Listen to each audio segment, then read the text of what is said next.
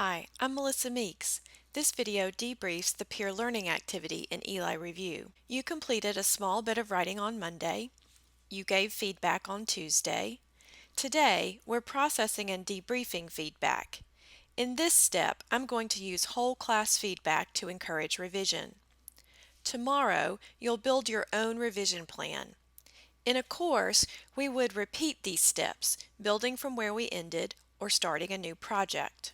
The work we're doing today, debriefing, is important because, as Dylan William explains in his article, The Secret of Effective Feedback from ASCD, the only important thing about feedback is what students do with it.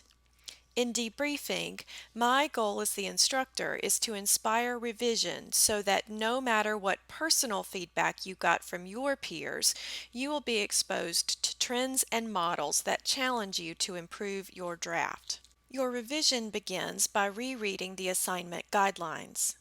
In your haste to compose a draft, it's easy to miss critical details. In this case, the writing task was simply to compose a syllabus blurb or talking points that convince students of the value of peer learning. Now, let's look at the review task. How did you feel when you saw these very specific, unannounced criteria? In previous workshops, I've gotten emails from confused and angry participants.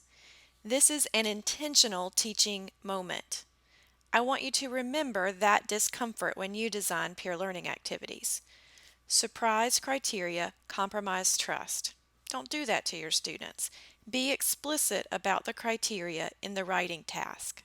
In this review, I also wanted participants to have a durable list of options for pitching peer learning to their students.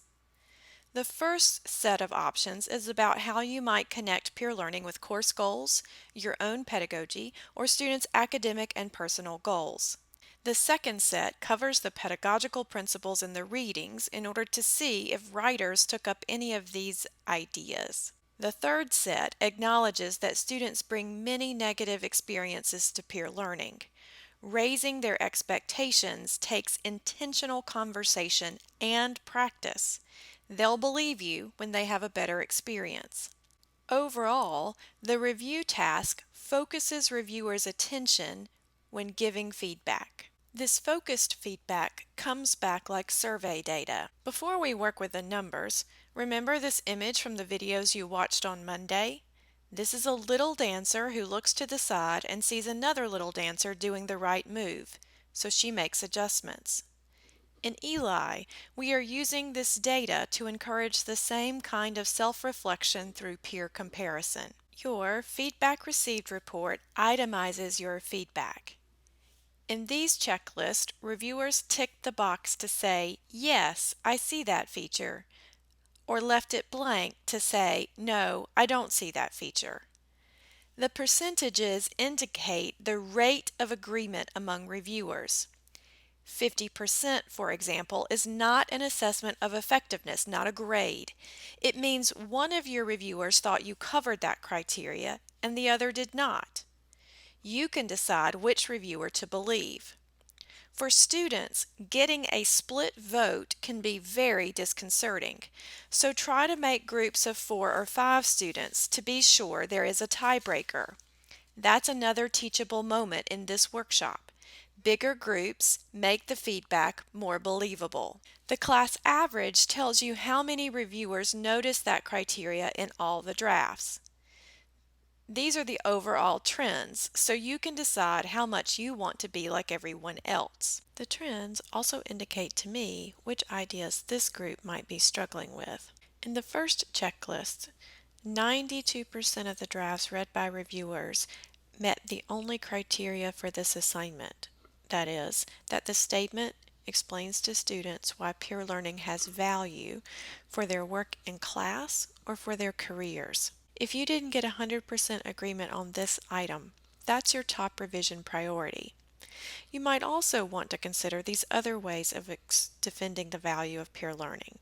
by connecting it to the course or department goals or to your own experiences as the instructor. In the second checklist, you can see which ideas from the readings bubbled up in the ways other instructors explain the value of peer learning to their students. The most popular idea was to define what's meant by helpful feedback. The second most popular idea was to help students understand the instructor's role in coaching the process. Even though very few drafts mention this, I hope what you take away from this workshop is the idea that giving feedback demands a lot of students' attention and skill. The official term for that is cognitive load. When we ask students to read a messy draft, apply criteria they may not fully understand, and then to give feedback to a peer, someone they might consider much better or much worse than they are, it's very difficult, and so we can help all students be successful at a hard task by making our task small and making the criteria really focused. In the third checklist, the third checklist addresses the emotional baggage students bring to peer learning, and this may not be something you want to cover on the first day or in the syllabus blurb, but all of these issues are going to come up if you use peer learning in your course. So I hope you'll come back to this checklist and think about what you would say to a student who expresses self-doubt, who resists the process, who's disengaged, or who's really cynical about reciprocity. In the scaled response items, you'll get both a rating and a comment if the reviewer included it. At the class level, 3 drafts bubble to the top as the highest rated by their groups. These are the peer-nominated exemplars. I'm going to use them as models, which means I'm going to talk you through the strengths of these drafts so that you can consider imitating them as you revise your own. Here's the first peer-nominated exemplar. You might want to pause the video and take a second to read it. This model does a good job of helping students understand that it's good writers who revise, that revision is not tied to failure. Then it offers a description of what effective feedback is, how students will be guided in learning to give effective feedback, and then how they will plan their revision. This draft does a nice job of answering the question, what? What is effective feedback? What are students going to be expected to do? But it doesn't offer a lot of why, and it doesn't necessarily balance the benefits of being the writer with the benefits of being the reviewer. So I think this is a good start, but as you think about the organization of your draft, you might ask that question: what's the balance of what and why, and what's the balance of writers and reviewers? Here's a second model draft. Again, you might want to pause the video and read through it. This draft helps students see the balance between being a reviewer and being a writer who receives feedback.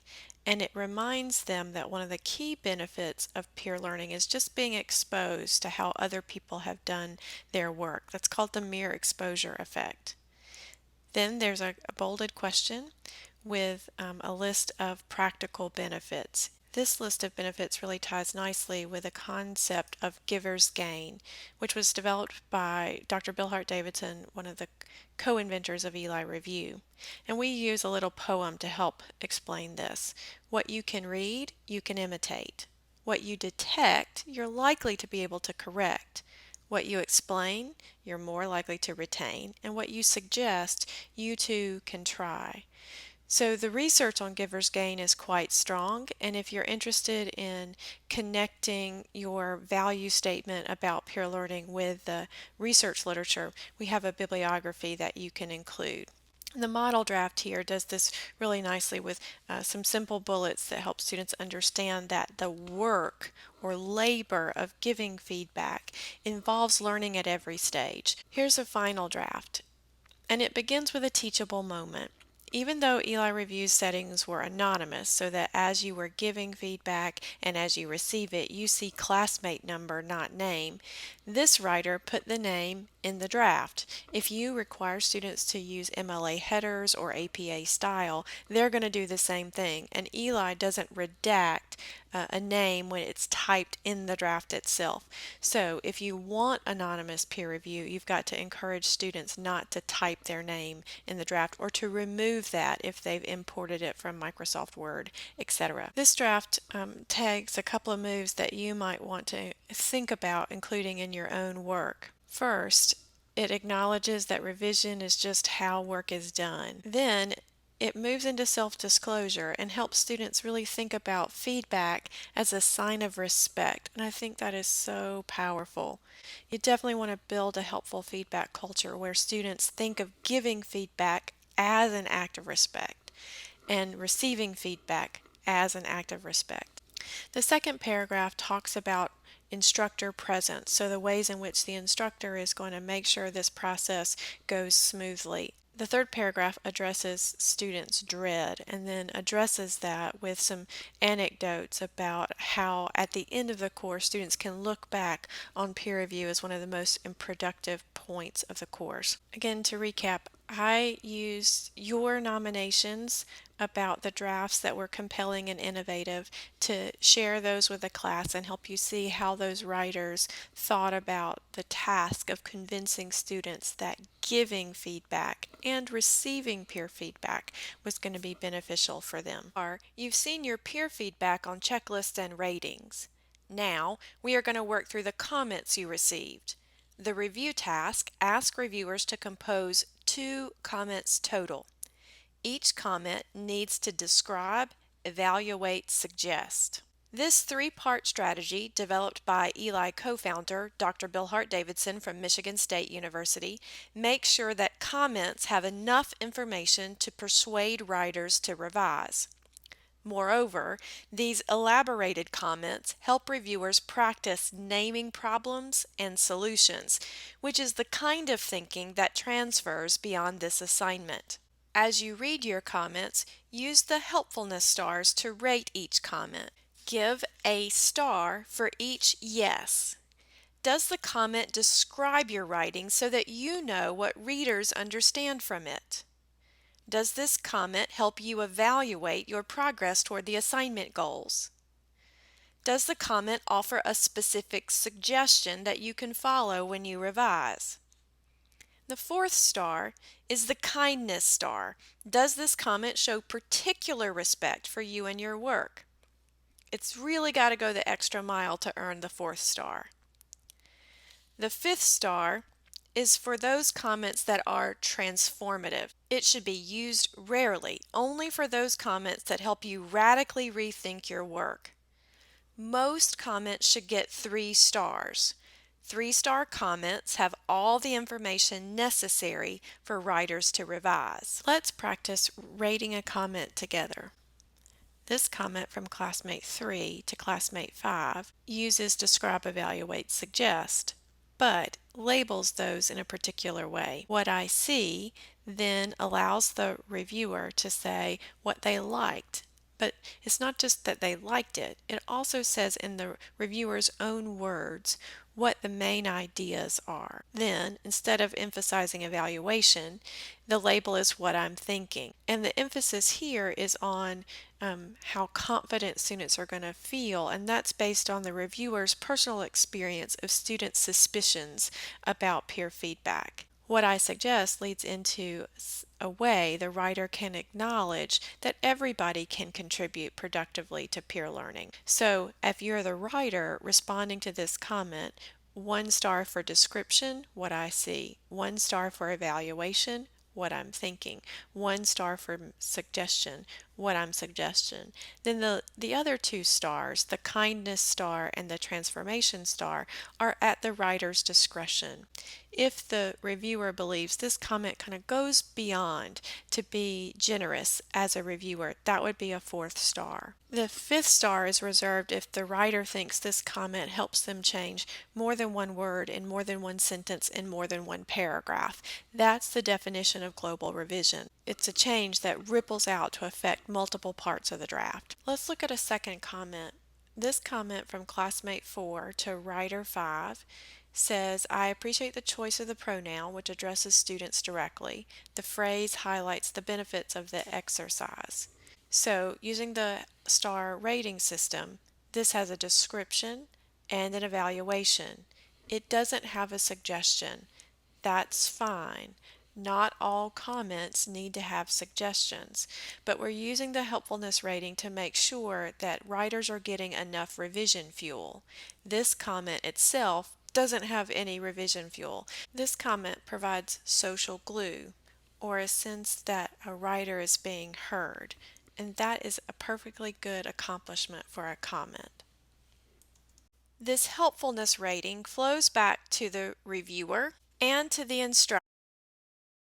In a low-stakes way, writers can use the helpfulness ratings to say, I'm getting what I need to revise, or not. Instructors can use that information to coach particular reviewers who are struggling to give helpful feedback. The second decision you make as you read through your comments is which ones are you going to add to your revision plan. You have a button over to the right that says Add to Revision Plan. When you click it, you choose which writing task this comment applies to, and a copy of the comment is going to be moved to that revision plan. In the box, you can add a note for yourself and your instructor about how you plan to use this feedback. Then, you can either return to the review task to get more comments, or you can go straight to the plan. Let's return to the review task and recap. Eli's features help writers work through a decision-making process around each comment. How helpful was this comment to me? And do I want to add it to my plan? These easy follow-through actions hold writers accountable for using peer feedback. Let me show you what your revision plan looks like. When you go to the dashboard, you can click on the task. Any comments you've added from your review will appear, and you can drag and drop them into priority order, from most to least important. You can also update any notes you've made about how you are going to apply the feedback when you revise. Once you are happy with your list of comments, you can use the additional note space to put any ideas you want to remember from the checklist, from the models shared in this debriefing video, or from the drafts you read and gave feedback to. In your note, you can also communicate directly with me about your revisions and your questions. When you are done, share your revision plan. I'll reply to your revision plan by Friday. As an instructor, you don't have to assign revision plans or respond to students individually. If you choose to do so, your intervention can be light because students will have done the heavy lifting in identifying their revision goals. In your dashboard, you will also see the last task for the week, a revision of your original draft. I don't actually expect you to revise, but I want you to see how Eli takes your original task and makes it available to you for revision. This feature makes it quick and easy for students to revise in the app. This concludes the debriefing video. I hope it was helpful for giving you a sense of how Eli works. In Eli, students get the information they need to revise from the review task itself, whole class feedback, and their personal peer feedback.